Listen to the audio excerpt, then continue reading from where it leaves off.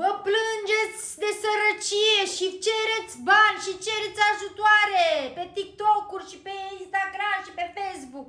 Frate, aveți oportunități. Uite, aici este o oportunitate. Vreți să munciți? Deci luați oportunitatea asta de la compania Snap care vă oferă un magazin. Să stați acasă exact cum stați pe TikTok-uri și cerșiți. Puneți mâna, fraților, și munciți. Deci se poate, dar nu vreți. Vă judecați pe ăla să duce în vacanță, pe ăla are mașină. Nici eu n-am vacanțe și nici mașină, dar mă trezesc la 4:30, mă duc la muncă.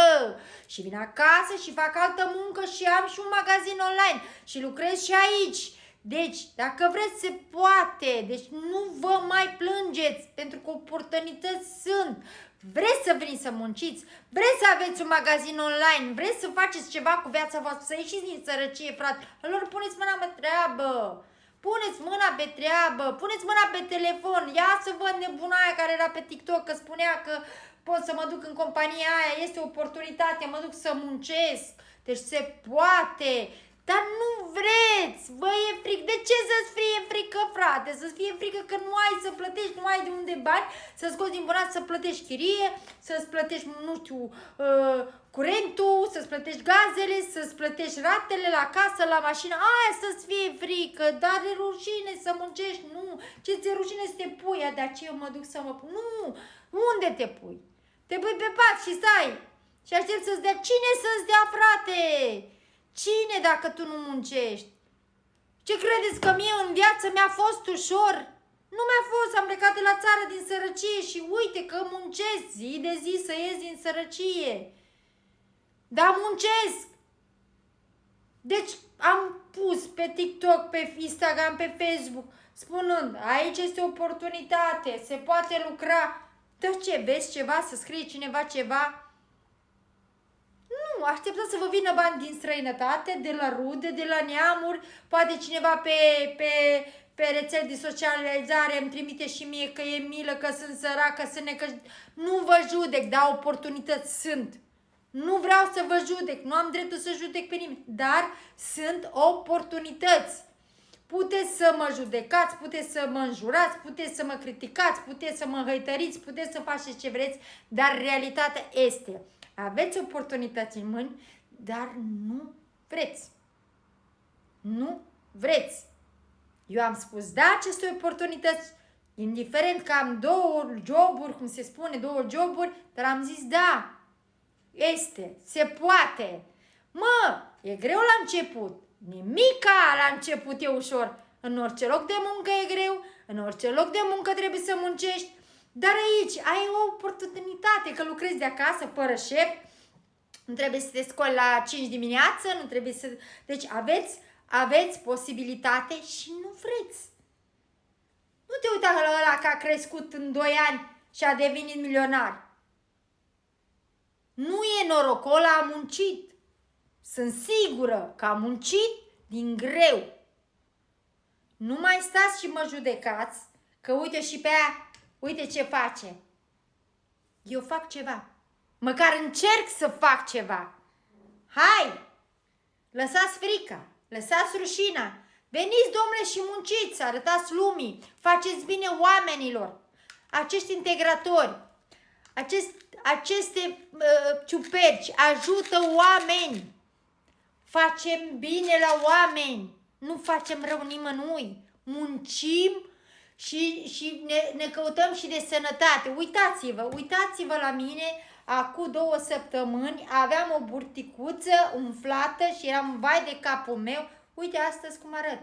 Într-o lună de zile sunt pregătită pentru costume. Deci aici ai sănătate, ai și bani dacă muncești, bineînțeles, că și dacă la muncă te duci și stai acasă și nu te duci la muncă, n-ai cum să câștigi.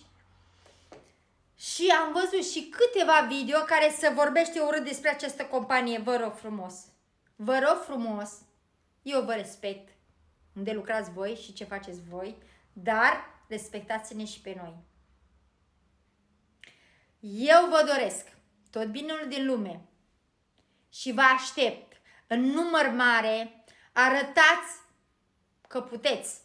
Pentru că dacă nu arătați că puteți, nu o să vă scoată nimeni din morcirlă. O să rămâneți acolo. Și să nu judecați pe ăia care se ridică în fiecare zi cât mai mult. Chiar vă rog frumos să nu ne mai judecați. Dacă aveți și vreți să comentați, puneți un cuvânt bun, săru mâna, dacă nu, mergeți mai departe. Cu mintea voastră și cu gândirea voastră. Nu vă jignesc, pentru că fiecare are dreptul să zică ce vrea și eu vă rog frumos să nu ziceți ce eu nu vreau. Bine? Haideți!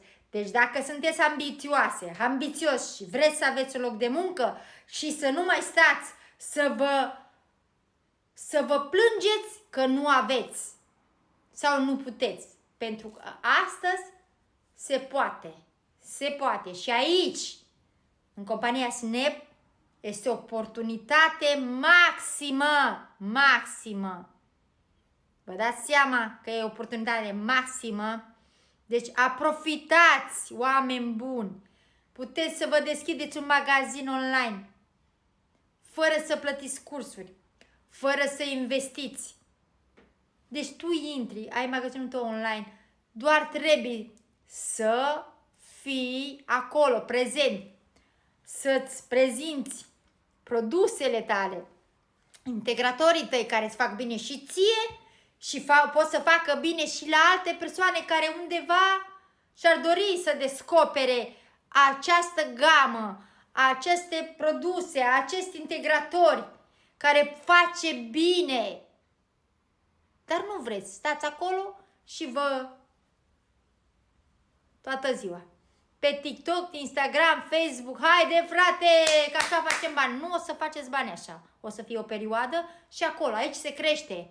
În fiecare zi se crește. Deci dacă eu am putut doar în 3 zile să ajung supervizor, deci toată lumea poate.